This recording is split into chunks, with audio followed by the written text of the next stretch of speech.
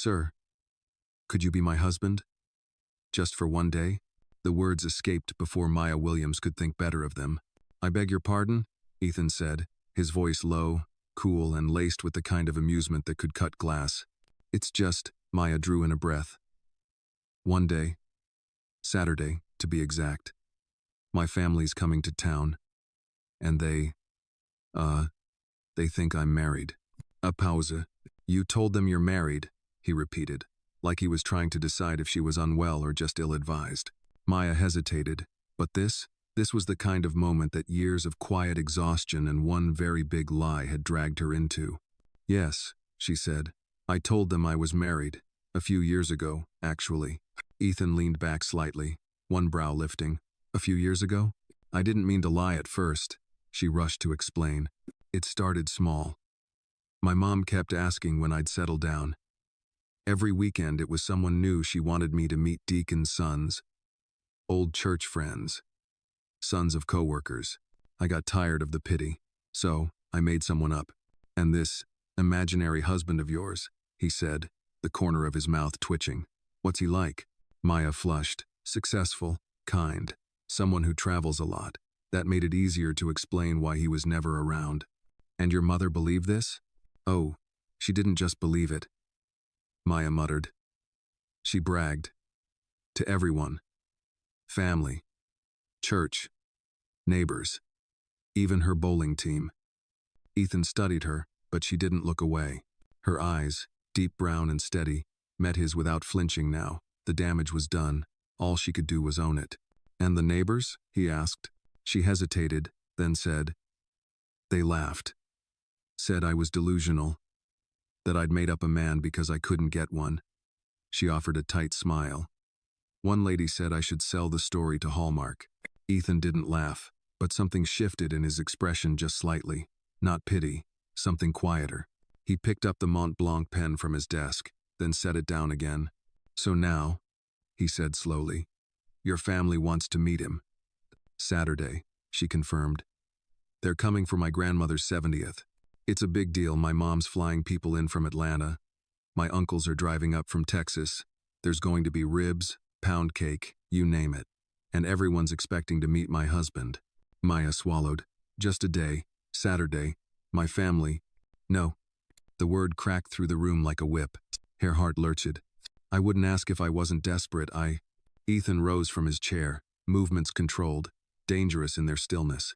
You walked into my office, he said slowly, voice frost-cold, to ask me, a man you barely know, to pretend to be your husband. Do you realize how insane that sounds? Maya's breath shook. I know it sounds crazy. It doesn't sound crazy. His gaze hardened. It sounds pathetic. The word hit her like a fist to the chest. Pathetic. Her lips parted, stunned, but he wasn't finished. You think this is some fairy tale?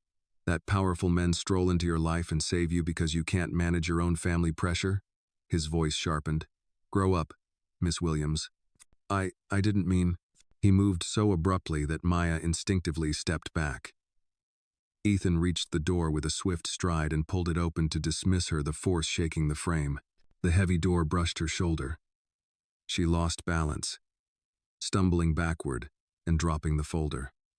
Papers scattered across the polished marble like broken wings. She hit the floor. A stunned silence followed, thick, humiliating, suffocating. Her pride burned, but the ache in her chest was worse than the sting of the fall. For a heartbeat, neither of them moved. Ethan's jaw clenched. He hadn't meant to knock her over, but the damage was done. Slowly, painfully, Maya pushed herself onto her knees, gathering the papers with trembling fingers. Her shoulder throbbed. She blinked rapidly, willing her vision to stay clear. Crying here would be the final humiliation. But one hot tear betrayed her, sliding down her cheek. Get up, Ethan said quietly. Not gentle, he didn't know how to be, but no longer venomous. She didn't. Not yet. Kneeling, hair falling around her face, she lifted her gaze to him, not begging for dignity, begging to survive the lie she'd boxed herself into. Another tear, another breath breaking. He crouched slightly, not touching her, but lowering himself enough that she didn't have to look up at him from the floor. Get up, Maya, he said quietly. Please. She hesitated, chest trembling. Slowly, She rose, clutching her papers like armor. Their eyes met hers, shimmering, wounded but unbroken, his stormy, conflicted, something shifting behind the steel. "What's your grandmother's name?" he asked softly. She blinked. "Manema Ruth." "What does she like to eat?" "Fried catfish, collard greens, sweet tea strong enough to take the enamel off your teeth." A breath, almost a laugh, escaped him, warm, human. "And your family arrives Saturday?" She nodded. He exhaled, long, resigned, the sound of a fortress, allowing one fragile crack. "I'll do it," he murmured. "Just one day." Maya didn't breathe for a full second. "Really? Just one?" he repeated, voice firm but gentler now than she'd ever heard it. Hope flickered in her chest, fragile as glass, bright as sunrise. She bowed her head, not kneeling this time, not begging, just grateful. "Thank you," she whispered. As she turned to leave, Ethan watched her, jaw tight, not with anger anymore, but with the uneasy weight of feeling something he had long sworn never to feel again. Pity? No. Something sharper, something dangerous. Curiosity, regret, and the faintest, most unwelcome tug of protectiveness. If you feel for Maya, tap like and comment where you're watching from. You might just find someone near you watching too. Maya didn't remember how she made it back to her desk on the 22nd floor.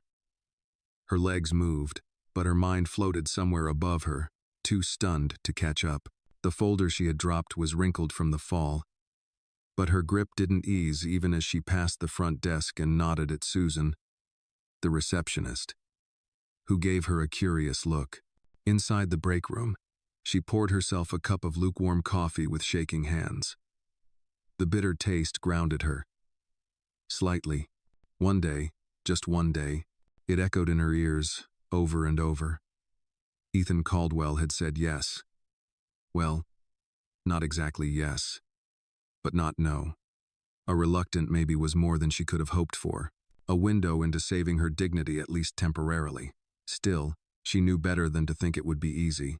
Sure enough, when her workday ended, a message waited in her inbox from Caldwell's office. "Be at my penthouse, 8 p.m. We set terms. Do not be late." The attached address was not the one registered to the company. It was an exclusive high-rise in the West Village, a building she'd only seen in real estate gossip blogs, the kind of place where even the doorman had NDAs. At 7:59 p.m., Maya stood in front of a glass elevator, stomach in knots. She had changed into a navy blouse and simple black slacks, but next to the gleam of the lobby's marble floors, she still felt like an imposter. She gave her name to the concierge, who nodded once and gestured her in. The ride to the top was silent, save for the soft hum of motion and the distant city breathing below. When the elevator doors slid open, she stepped directly into Ethan Caldwell's penthouse. She froze.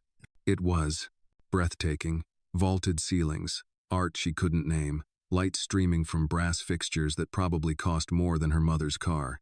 The entire east wall was glass, revealing a panoramic view of the glittering city. In the middle of the room, Ethan stood at a long dining table, not formal, just sleek and modern. He was pouring a drink. "You're on time," he said without looking. "You told me not to be late." He turned, a glass of whiskey in hand. "Sit." She obeyed, cautiously, perching at the far end of the table. "We need rules," he said, placing a leather-bound notebook in front of her.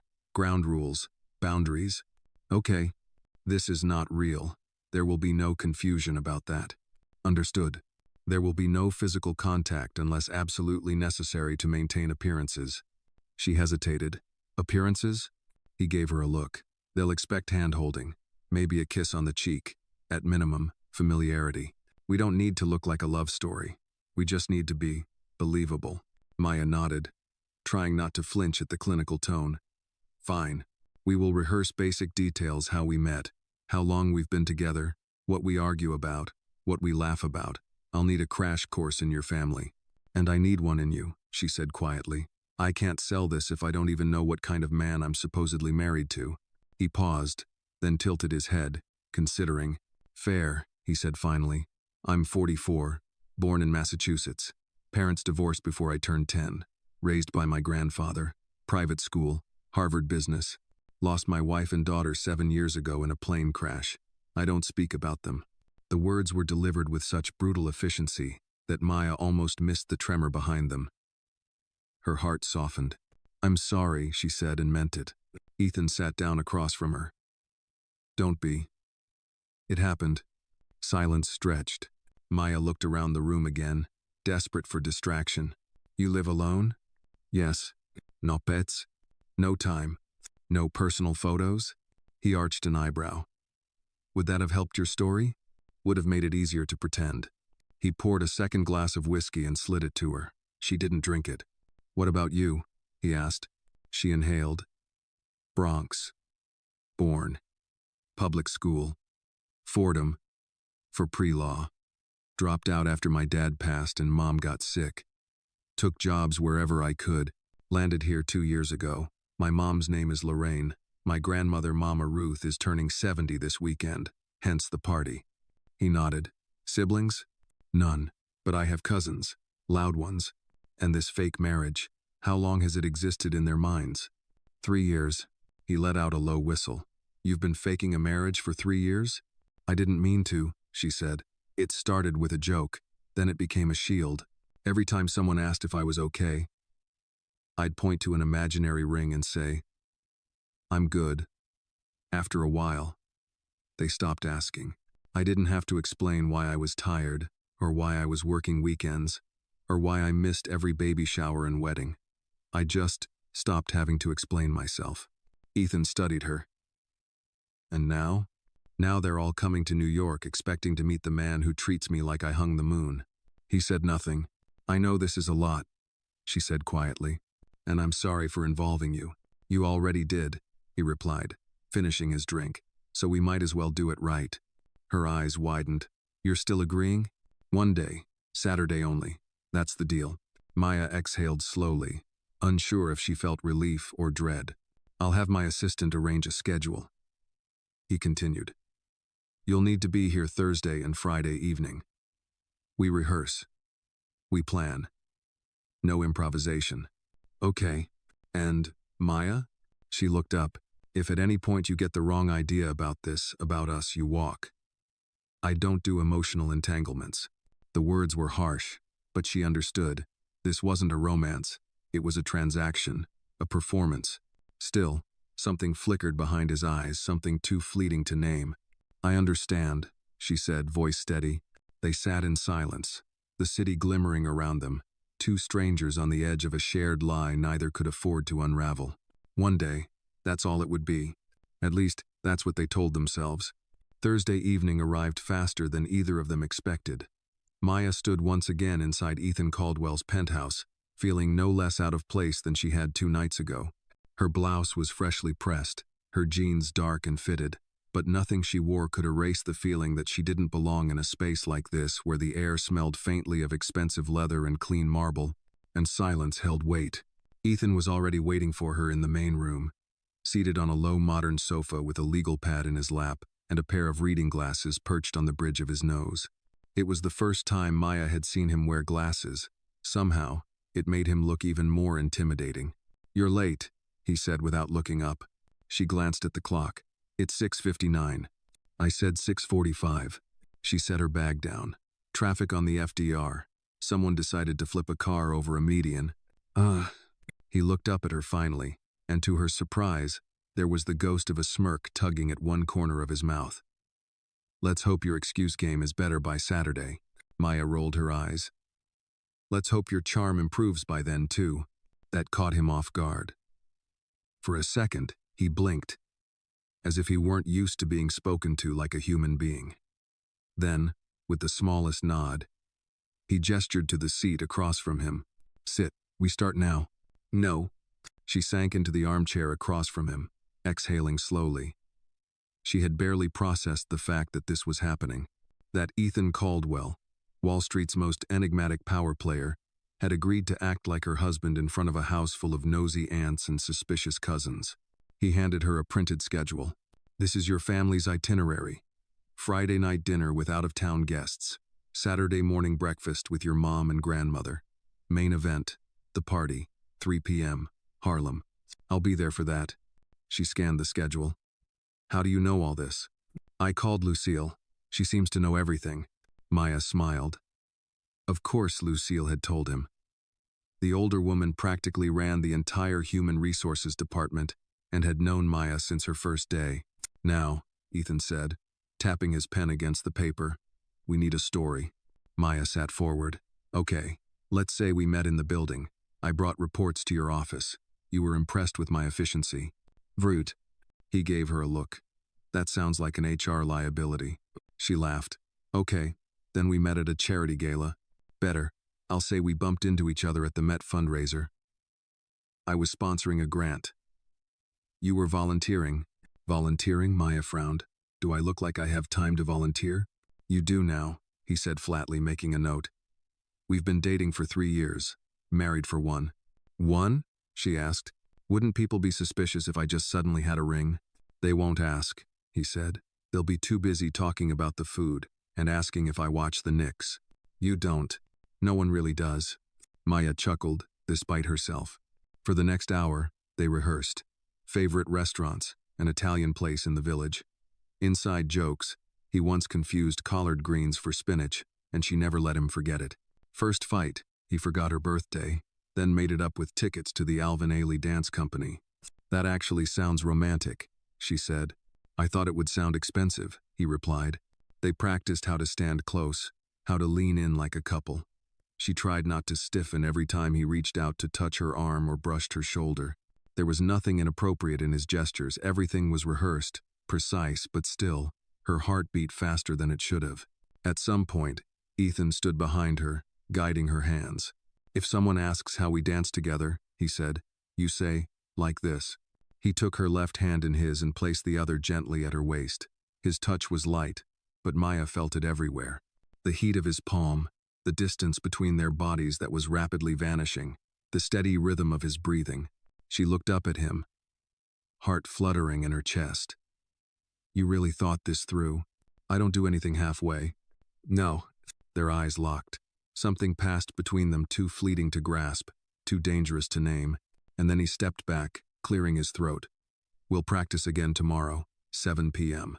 Maya nodded, still catching her breath. She grabbed her purse, preparing to leave. At the door, she paused. Ethan? He looked up. Why are you really doing this? There it was. The question she hadn't dared to ask since he'd said yes. He hesitated. For a moment, she thought he wouldn't answer, but then he said, because when you fell in my office, I saw something I recognized. The feeling of losing control, of being alone.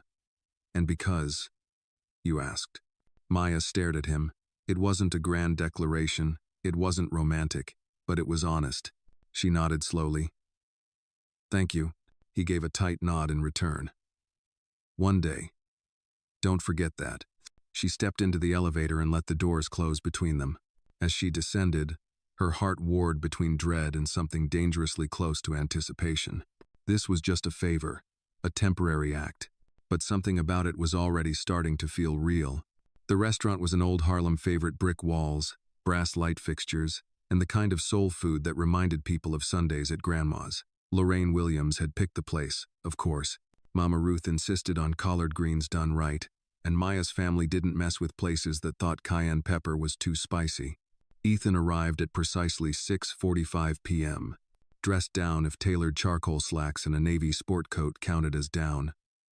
Maya watched him step out of the black town car and button his coat with the kind of calm practiced only by people who'd never had to chase buses or cut coupons. She was already waiting at the host stand, stomach in knots. When he approached, she caught a glimpse of the server's expression, half awe, half curiosity. It wasn't every day someone who looked like Ethan Caldwell strolled into their neighborhood. You're early, Maya said, offering a stiff smile. You're nervous, he replied. I hide it better than you think. He glanced at the restaurant. This your usual? For family stuff, yeah. It's not a boardroom, but it's real.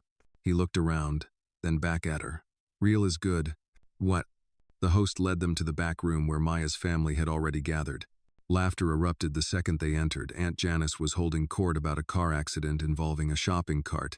Cousin Desmond was playing something loud on his phone, and Mama Ruth sat in the center like a crowned queen, smiling warmly at the chaos. Then the room quieted. All eyes turned to Maya. And to Ethan. He straightened a little, like instinct. The same way one might do before stepping into a shareholders' meeting. Maya touched his wrist softly and whispered, "Relax. You're not being audited." He looked at her with the faintest smirk. "Not yet." "Baby!" Lorraine's voice rang out as she stood up, arms already outstretched. "You didn't say he was this tall." Maya barely had time to brace herself before her mother was hugging Ethan, then stepping back to assess him like a rare artifact. "My goodness," Lorraine said, half joking. "You sure you married her?" There was laughter, but Maya stiffened. Ethan didn't flinch. He took Lorraine's hand, kissed it lightly. "It's one of my better decisions." Lorraine blinked, clearly impressed. "Oh, he's smooth." "Grandma," Maya said quickly, leading Ethan toward Mama Ruth. "This is him. The man of the hour." Mama Ruth looked up slowly. Her eyes were kind, but sharp like she could see through steel. "You look like money," she said bluntly, studying Ethan. He chuckled. "That's not the worst thing I've been called." She reached out and took his hand in hers. "But do you treat my baby like treasure?" He didn't pause. "She's the most grounded person I've met. Honest, determined. Sometimes brutally honest." Maya blinked. Mama Ruth smiled, satisfied. "Then sit, eat, and don't let them bully you." Dinner began with catfish platters, candied yams, and a million questions disguised as small talk. Cousin Desmond leaned over. "So, what do you do again?" "Finance," Ethan replied. "Like, stocks and stuff?" "Something like that." "How rich are you?" "Desmond," Maya hissed. Ethan didn't blink. "Depends on the day." There was a pause, and then, laughter. Ethan had charmed them. Or at least, most of them. After the second round of cornbread, Uncle Benny leaned in, fixing Ethan with a look. "You from money?" Ethan took a sip of water. "No. My grandfather ran a hardware store." Benny nodded slowly. "Good. Just making sure you understand where she comes from. Maya's not a brand. She's blood." Ethan's jaw tightened slightly, but he gave a respectful nod. Understood. Maya had never wanted to crawl under a table so badly, but when she met Ethan's eyes, he gave her the smallest shake of his head. "Don't worry." Somehow, he was handling this. After dessert, banana pudding, and 2 rounds of coffee, Mama Ruth pulled Maya aside. "You nervous, baby?" Maya hesitated. "A little." Mama Ruth looked toward Ethan, who was helping Lorraine with her coat. "He loves you?" Maya's breath caught. "He's steady." "That's not what I asked." She didn't answer. Mama Ruth nodded, not unkindly. "You know, love ain't always fireworks. Sometimes it's a man who comes on time and helps your mama carry her purse. But don't lie to yourself trying to fill a hole that ain't his to fix." Maya's heart ached. She kissed her grandmother on the cheek and promised to call tomorrow. As they walked outside, Ethan offered her his coat without asking. "I didn't think you owned anything that wasn't charcoal or black," she teased. "I have navy," he said. They stood on the sidewalk for a moment, watching Lorraine argue with the Lyft app and Cousin Desmond flirt with a waitress. "Thank you," Maya said quietly. "For what?" "For not walking out. For not laughing." Ethan turned to her, eyes unreadable. "I don't laugh at strength." There was silence between them then, not awkward, not tense, just stillness. The kind of peace Maya rarely found. One day, she reminded herself. Just one day. But the way Ethan looked at her now really looked made her wonder if one day was already too short. Friday night arrived on a gust of autumn wind, the kind that carried the scent of roasted chestnuts from sidewalk vendors and signaled that winter wasn't far behind. Maya stood in front of the full-length mirror inside Ethan's penthouse guest suite, smoothing down the front of the cocktail dress she'd borrowed from Lucille, elegant but simple, the kind of dress that whispered grace instead of shouting glamour. She felt strange in it, like she was trying on someone else's life. The party was just a day away, and tonight's rehearsal dinner would be the final test before everything went public. Ethan had suggested a small, private mock dinner, just the two of them, so they could rehearse the pacing, the dynamic, the intimacy of being a believable married couple. Except the word intimacy rattled around her mind a little longer than she liked. When she stepped into the main living space, Ethan was already there, adjusting the cuffs of his white shirt. He wasn't wearing a tie tonight. The top button was undone. Sleeves rolled to the elbows. Somehow, that made him even more disarming, less like a CEO, and more like a man who could walk into your kitchen on a Sunday morning and ask if you wanted eggs. He looked up when he heard her. Maya froze. His gaze lingered longer than necessary, flicking over the curve of her shoulders, the way her curls framed her face, the soft fabric of her dress. He didn't speak at first, just nodded, slowly. "You look convincing," he said finally. She lifted an eyebrow. "That's all I'm going for, right?" A pause. Then, "Right." He stepped aside, gesturing toward the dining table where 2 plates sat beneath warm lighting. No caterer, no assistants. Just a home-cooked meal. Or so she thought. "Wait," Maya said, sniffing the air. "Did you cook?" "I called in favors." She grinned. "So, you ordered takeout and plated it?" "Presentation is everything," he replied smoothly, pulling out her chair. She sat, trying not to enjoy how naturally the gesture came. The food smelled amazing: herbed salmon, roasted vegetables, cornbread with honey butter. "This is our story," Ethan said as he sat across from her. "I want it clean, seamless, no cracks." Maya nodded. "We met at the Met Gala. I was volunteering. You noticed my handwriting on a donation ledger and asked if I was in finance." He smirked. "That's how I flirt?" "Apparently. And we got married a year ago, quietly. Small ceremony. No press." My mother was furious we didn't invite the whole church." He chuckled. "What do we fight about?" Maya thought for a moment. "You don't take vacations. You check your phone during dinner. You think frozen pizza is an acceptable breakfast." "It is," he said. They both laughed. Then she asked, "What do we love about each other?" The question lingered. Ethan set his fork down slowly. "We respect each other's space. You challenge me. You don't let me bulldoze you like everyone else does." Maya blinked. "You?" she asked quietly. He looked at her. No humor in his eyes now. "You remind me what being human looks like." It wasn't rehearsed. It wasn't on the script. It was honest. Maya's heart beat too loudly in her chest.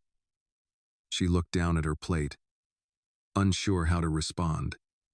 This wasn't supposed to get personal. Ethan stood abruptly, walking to the window. The city glowed outside, millions of lights, none brighter than the tension pulsing between them. "I forgot what it was like to sit at a table and laugh," he said, more to the glass than to her. "To feel uncomplicated." She joined him slowly, her heels soft against the polished floor. "It's not uncomplicated," she said. "It's pretend." He turned to her. "Is it?" She met his gaze. "It has to be." For a long moment, neither of them spoke. Then Ethan pulled something from his pocket, a velvet box. He opened it, revealing a simple but beautiful wedding band. Platinum. Understated. Real. "We'll need this tomorrow," he said. "Symbolism matters." Maya stared at it. "You bought a ring?" "I had it already. Belonged to my grandmother." Her breath caught. "Ethan, I can't." "You're not keeping it. Just wearing it." She nodded, slowly, reaching out. Her fingers brushed his as she took the ring, and for the first time, she felt the weight of the lie she was about to tell, not just to her family, but to herself. This was no longer a story she could keep at arm's length. He slipped the ring onto her finger, careful, deliberate. Their hands lingered longer than necessary. When she looked up at him, she found something fragile in his eyes. Not love, not yet, but something hovering near the border of possibility. "You ready for tomorrow?" he asked. She exhaled. "I don't think anyone's ever really ready to lie to everyone they love." He gave a half smile. "Then let's make it a beautiful lie." "No." As the clock ticked toward midnight, they stood together, ring on her hand, ghosts in their chests, and a promise between them that felt more real than anything either of them had held in years. One day, one lie, and maybe, just maybe, something dangerously close to truth. The sun filtered through the blinds in soft golden stripes, the kind that made everything look more peaceful than it actually was. Maya woke before her alarm, heart already racing. It was Saturday. Game day. The day her lie would walk into a room, smile, shake hands, and convince her entire family that he loved her. And it had to be perfect. Her apartment was quiet except for the rustle of her grandmother's dress bags, the faint hum of a gospel playlist Mama Ruth insisted on playing while getting ready, and the nervous thrum of her own heartbeat. Her mother and grandmother were already fussing in the other room, arguing gently about head wraps and which shoes matched which dress. Maya showered quickly, then changed into the ivory wrap dress she'd chosen for the party. It wasn't a bridal look, not entirely, but it had just enough elegance to say, "This woman is loved." At 11 a.m., a sleek, black town car pulled up in front of her building. Ethan stepped out in a tailored suit, dark blue, crisp, white shirt, silver cufflinks. Not flashy, just precise. And devastating. Maya stood at the curb, hands trembling slightly as she clutched her clutch. Ethan's eyes met hers. "You look married," he said simply. She smiled. "You clean up okay yourself." The car ride was quiet for a while, filled with the sound of city traffic, and her nerves tap dancing across her ribs. Finally, Maya broke the silence. "You sure you want to go through with this? I said I'd be there. That was before you met my Aunt Lottie." He glanced at her. "How dangerous is she?" She once slapped a politician at a wedding because he called cornbread cake. Ethan gave a rare, soft laugh. Duly noted. By the time they arrived at the community center in Harlem, guests were already spilling out onto the sidewalk. Laughter echoed from the open doors, and the smell of barbecue and baked macaroni hung in the air like perfume. As they stepped inside, all heads turned. A hush, then murmurs, and then applause. Maya blinked. They were clapping. For her. For them. Ethan instinctively reached for her hand, and she let him. Their fingers laced naturally, as if they'd been doing this for years. He leaned in slightly, his voice just above a whisper. "Smile, Mrs. Caldwell." Her cheeks flushed not just from the name, but from how effortlessly he wore the role. Confident, calm, every inch the devoted husband. They moved through the crowd like royalty, stopping to shake hands, pose for pictures, receive congratulations.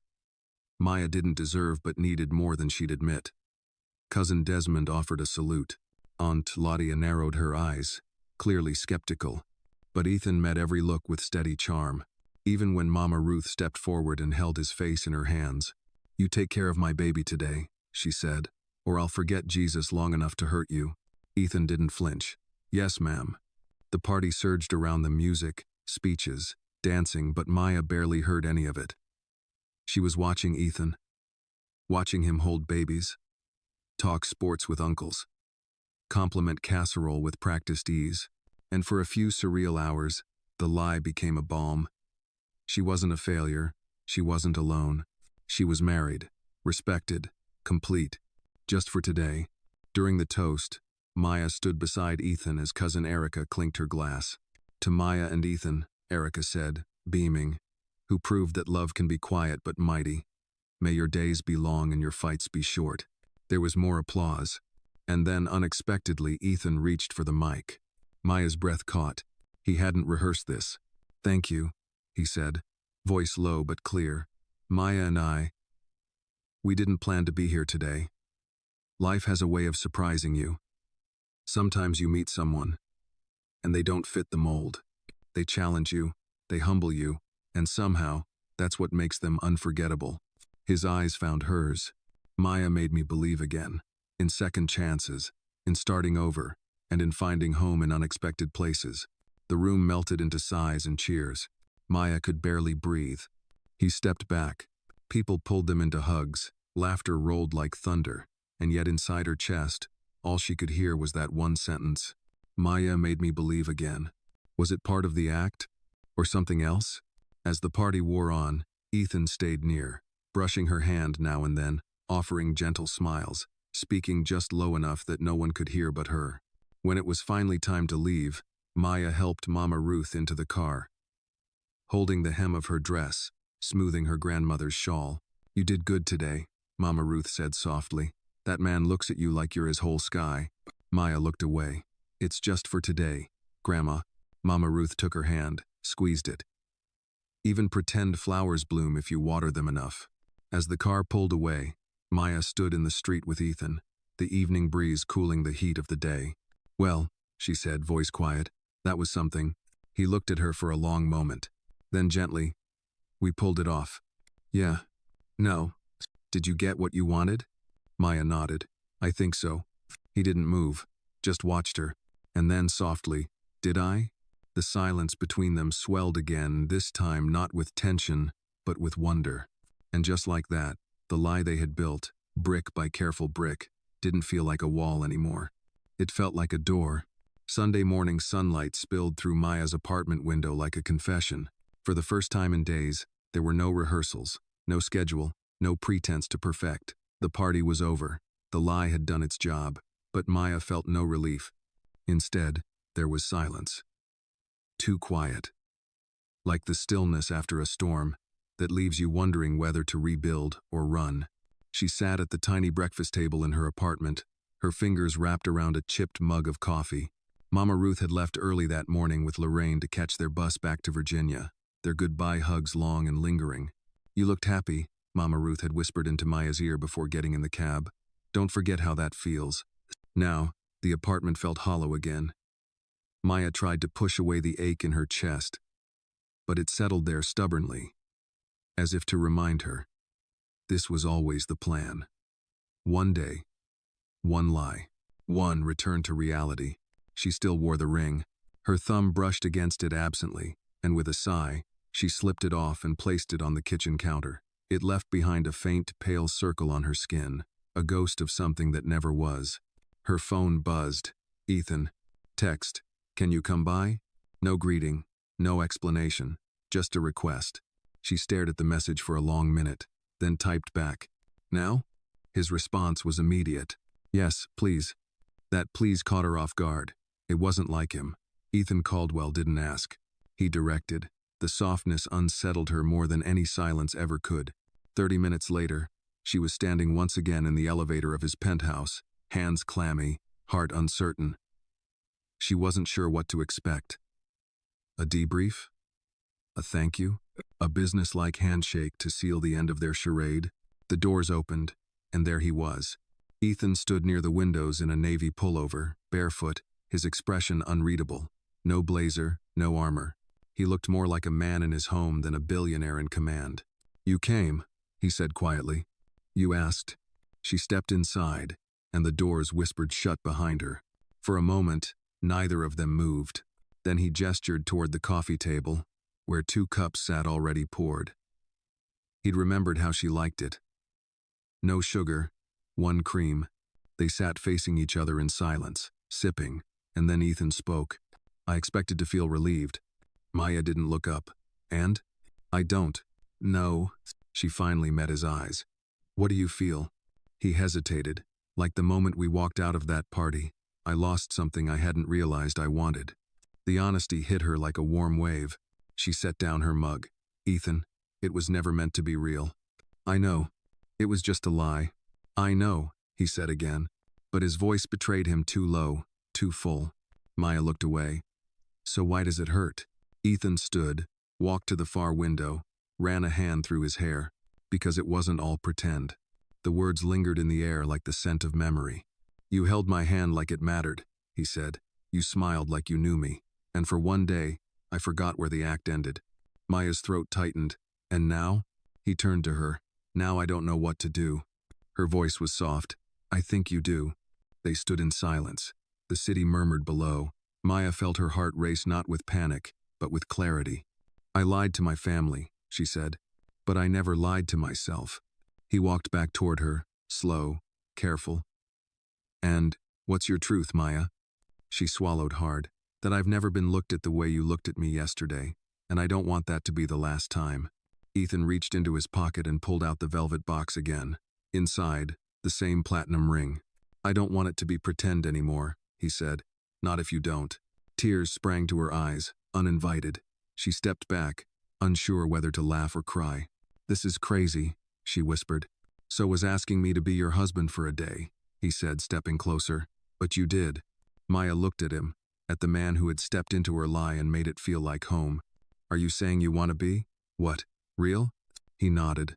"I want to take you to dinner without a script. I want to hold your hand without rehearsing it. I want to learn what makes you laugh without being told. She laughed, a watery, disbelieving sound. You're serious? I'm not a man who does anything halfway, he said softly. You taught me that. Maya looked down at the ring on the table. Her hand trembled as she picked it up. I don't know how to do this, she admitted. Then we'll figure it out together. She smiled, and just like that, what began as a single desperate lie became the beginning of something they could no longer call pretend. The next few days were strange. Strange in the way an old house settles after a storm. Nothing cracked or broken, but the silence was louder. Maya found herself hyper-aware of the quiet gestures between them, the way Ethan reached for her coffee without asking how she took it, the small touches at her elbow when they crossed streets together, the way he looked at her just a little too long when she wasn't paying attention. They had crossed the line, that much was clear, but the rules of this new territory were still unwritten. Tuesday evening, they met again, this time at a small art exhibit in Soho.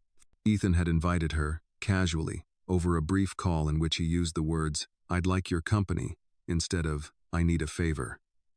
And something about that shift made Maya say yes before she had time to overthink.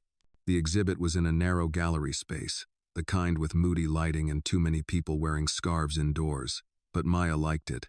She liked the bold strokes on the canvases, the honest blur of color, the smell of old wood floors beneath her heels.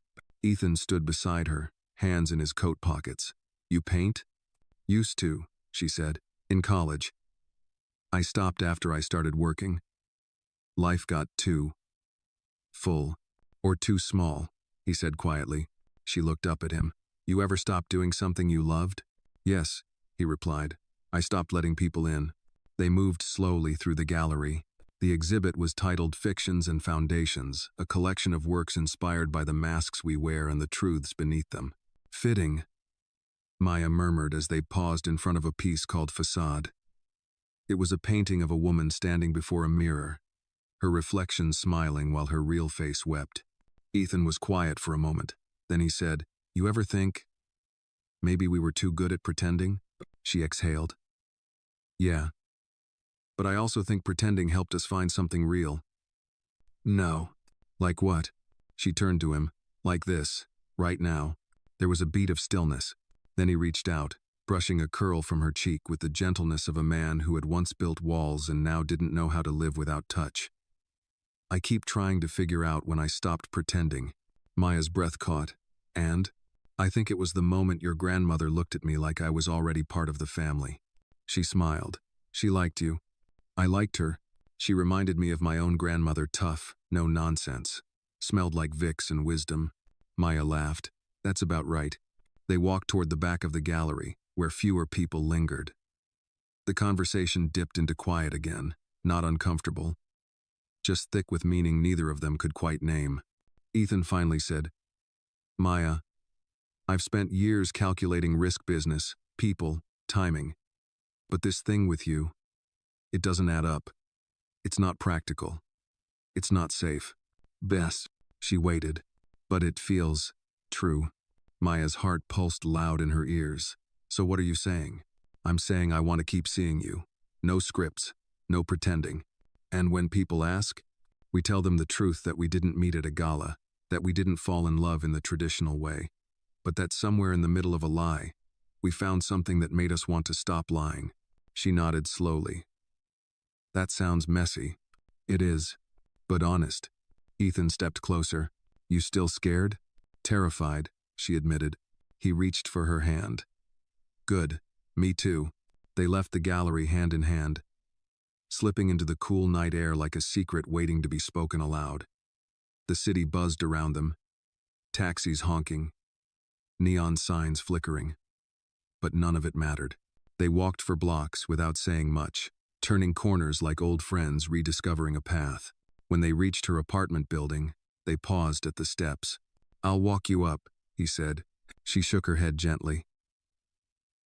Not tonight. He looked surprised. She added, if we're starting over, let's take it slow. A pause. Then he smiled, really smiled, the kind she rarely saw. Okay, slow.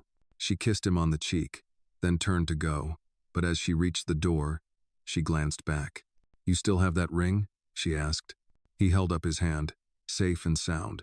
Good, she said, her voice softer now. Don't lose it. And then she was gone. Ethan stood there a moment longer, hands still lifted, before turning and walking back toward his car, something like hope settling in his chest. Neither of them knew exactly what would come next. But for once, they weren't pretending. 3 weeks passed. Not fast, not slow, just enough time for people to start asking questions. The kind of questions that slipped into conversations like loose threads, begging to be pulled. So, where's your husband now? Asked Aunt Janice over the phone one evening, voice syrupy, sweet. Working, Maya answered, stirring a pot of gumbo as she balanced the phone on her shoulder. Always working, Janice said with a soft snort. Rich men stay busy. But don't stay for long, I hear. Maya let the silence stretch just long enough to end the conversation. Click. She hung up, dropped her spoon into the sink, and leaned against the counter. It had begun. The whispers, the curious glances, the subtle doubts, some from her family, others from people at work who suddenly treated her like she'd been upgraded beyond their understanding. But it wasn't just them. It was her. She had begun to wonder. What were they now? She and Ethan weren't rehearsing anymore. They were seeing each other dinners, late walks through Riverside Park, quiet mornings at his penthouse with jazz playing low while he read the news and she sipped coffee in his oversized hoodie. But they hadn't labeled it, hadn't dared define it. Still, when Ethan sent her a message late that evening, "Come by if you're awake. I need a break from spreadsheets insanity," she went.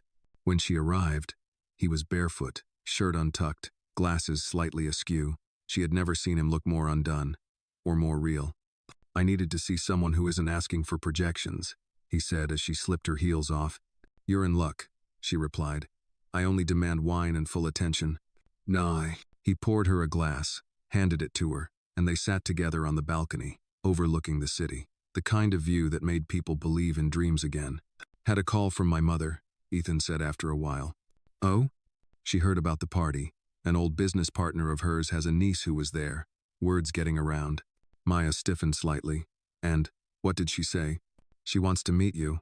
The wine soured on her tongue. "Meet me?" He nodded, taking a slow sip from his own glass. "Next week. She's flying in." "Ethan," she said carefully, "do you realize what that means?"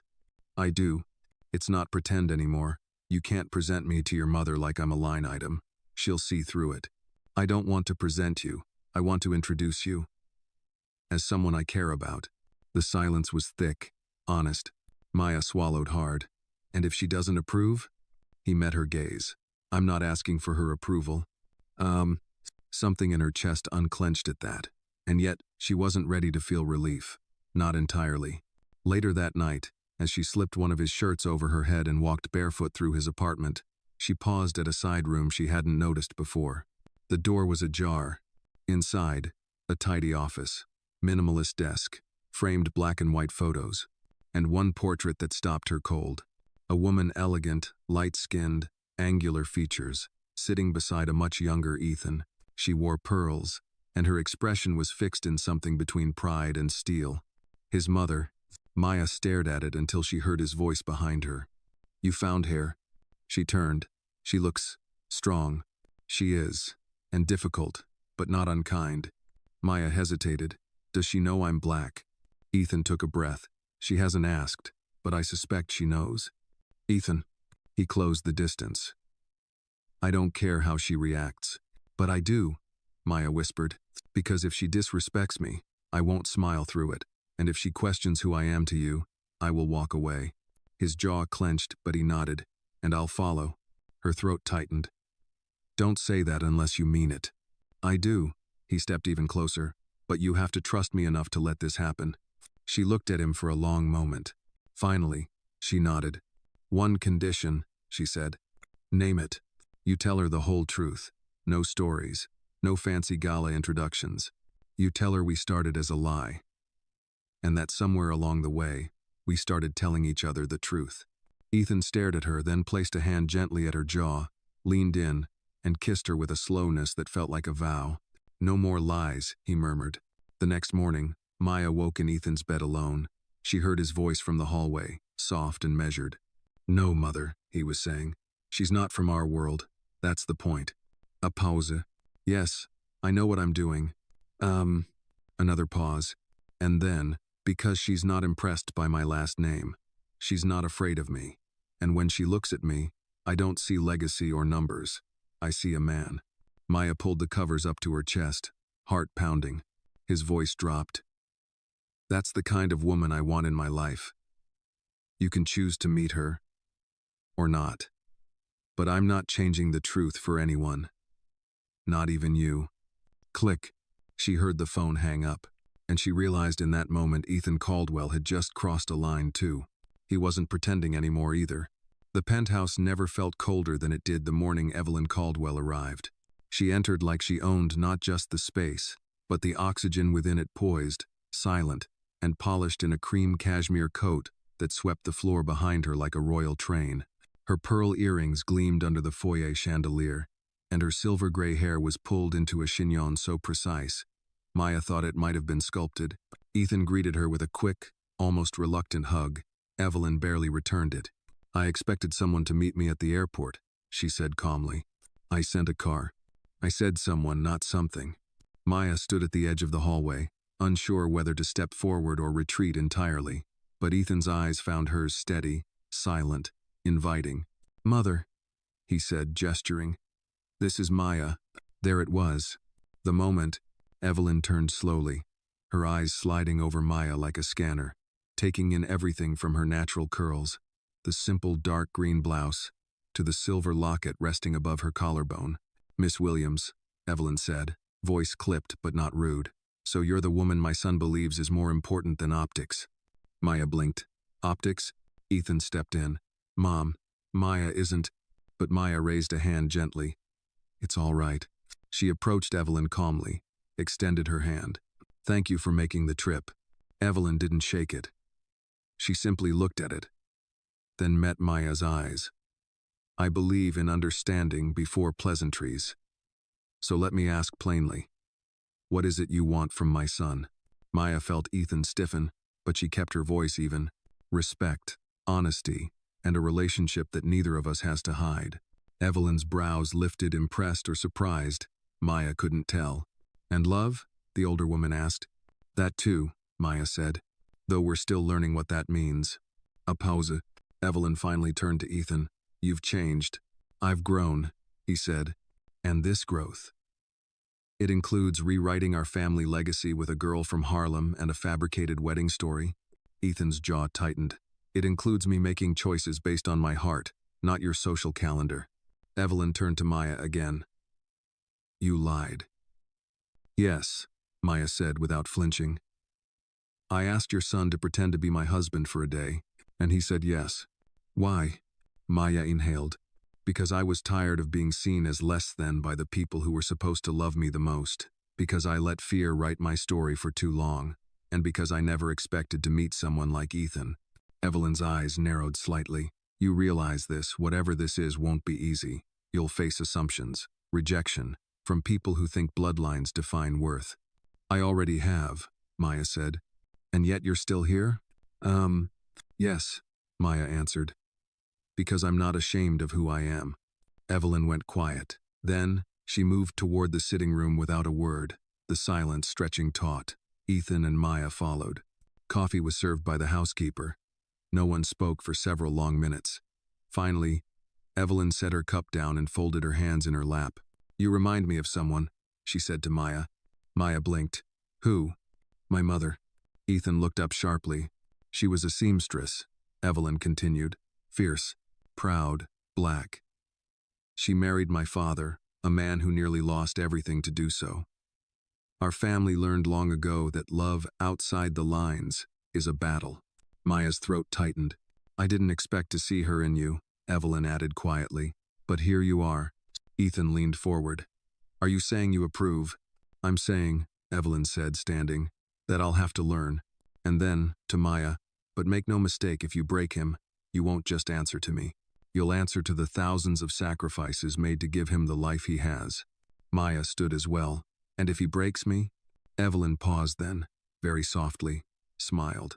Then I'll be the one who holds him accountable. It was the closest thing to a blessing Maya would get. But somehow, it was enough. That evening, Ethan stood beside Maya in the kitchen, watching her slice vegetables for dinner. "She likes you," he said. Maya laughed. "She tolerated me. She respected you. That's better." "No." A pause. Then Maya said, "You didn't tell me about your grandmother. I didn't think you needed another reason to be nervous." "Well," she said, placing a hand on his. "Thank you for letting me walk into that fire anyway." Ethan turned, looked down at her, his expression unreadable. "I don't want to hide you." Maya smiled. "I think your mother just made sure we never could." He leaned in, rested his forehead against hers. "Then let's stop pretending completely." "No." She closed her eyes, letting his presence settle over her like warmth. "No more lies," she whispered. Outside, the city kept moving, unbothered. Inside, they were finally still. The first real snow came that night. By morning, the city was draped in white rooftops dusted like powdered sugar, cars buried under thick blankets, sidewalks shimmering with the crunch of salt. Maya stood by Ethan's window, coffee in hand, watching the world slow down. New York didn't stop for much, but snow made even ambition pause to admire stillness. Ethan walked up behind her, sliding his arms around her waist. "You're quiet." "Just thinking," she said, leaning back into him. "Dangerous." She chuckled. "Only when I start wondering if any of this is real." His lips brushed her temple. "It's real." She wanted to believe it. Most days, she did. But even now, weeks into whatever this was, they still hadn't said it. The word. That thing that lived between longing and fear. Love. Instead, they filled the space with comfort, and for now, that was enough. Until the call came. Maya's phone buzzed on the kitchen counter. Unknown number. She almost ignored it, but something instinct maybe urged her to pick it up. "Hello?" A pause, then a voice, nasal, too sweet. "Miss Williams?" "Yes?" "This is Christina Keller. I work with the New York Times lifestyle section. We're putting together a profile on the city's most intriguing love stories. Your name came up." "Man," Maya froze. "Excuse me?" "Yours and Mr. Caldwell's, of course." The woman added smoothly. "We're fascinated by the contrast. Corporate royalty meets grassroots heroism. And the wedding so romantic." Maya's breath caught. "There was no wedding," she said automatically. A pause. "Oh, that's surprising. Who gave you my number?" "Let's just say you've captured attention. People are curious, some even skeptical. We'd love to set the record straight with your blessing, of course." Maya ended the call. She stood frozen in the kitchen, pulse thudding behind her ears. Ethan walked in moments later, hair still damp from his shower, buttoning his shirt. "Everything okay?" She turned to him. "Someone from the Times just called." He stopped. "What?" "They want to do a profile on us. Our story." Ethan swore under his breath. "How did they get your number?" "I don't know, but they know the wedding was fake, or at least they suspect."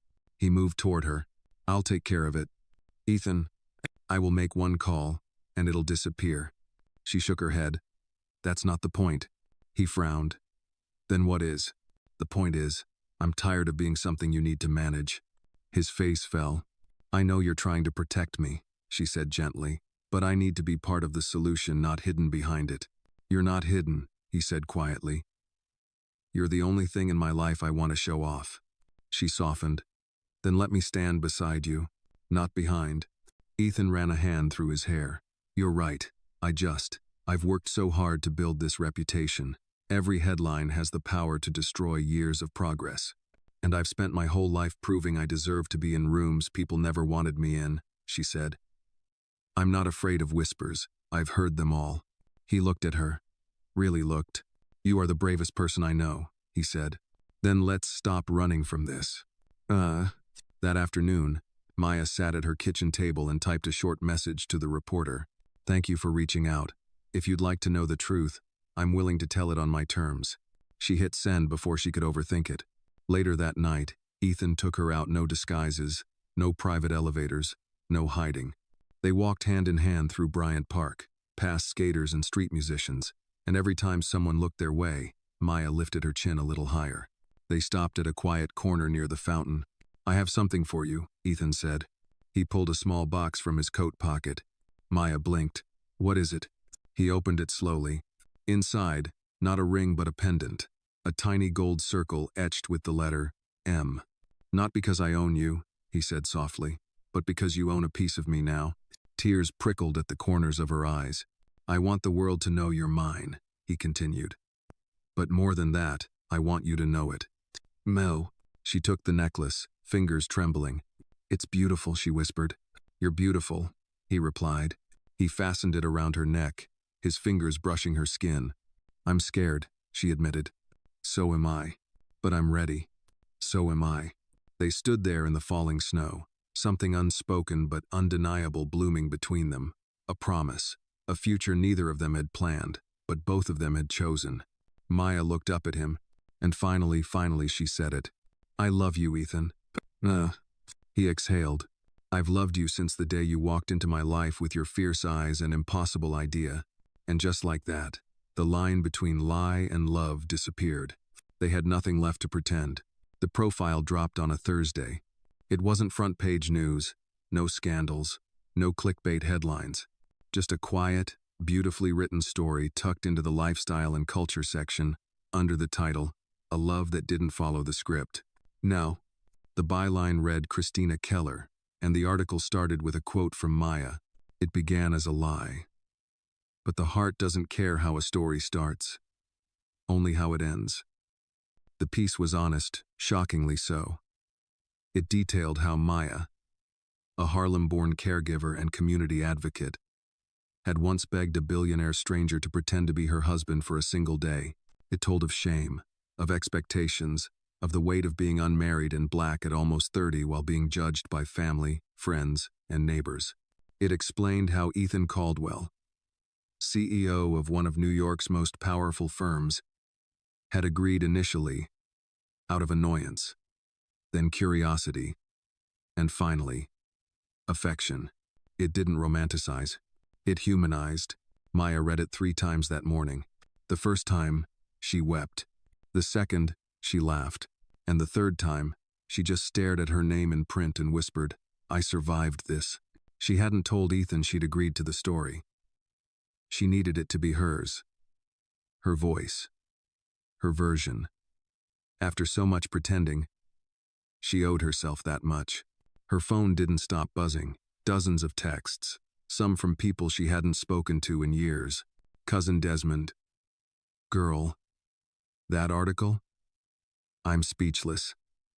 And I'm never speechless.